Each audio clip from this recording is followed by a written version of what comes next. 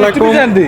ইদানিং একটা নিউজ দেখছি, এই যে নিউজটা যেটা বিষয়ে বলা হচ্ছে যে রেমিটেন্স যারা প্রবাস থেকে রেমিটেন্স পাঠায় তাদের কাছ থেকে নাকি সরকার 7.5% কেটে নেবে। যে তারা যে টাকা পাঠাবে তাদের কাছ থেকে 7.5% কেটে নেবে। এটা কিন্তু পুরোই বিভ্রান্ত একটা নিউজ, বিভ্রান্তকর একটা নিউজ, ভিত্তিহীন একটা নিউজ। না, ভিত্তিহীন বলতে ভিত্তিহীন একেবারে না, আছে কিছু কারণ।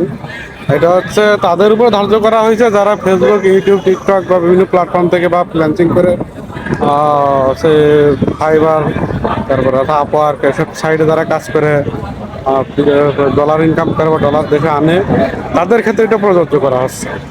যারা প্রবাসে থেকে কাজ করছে বা প্রবাস থেকে কাজ করে টাকা পাঠাবে, তাদের ক্ষেত্রে কোনো টাকা কাটা হবে না।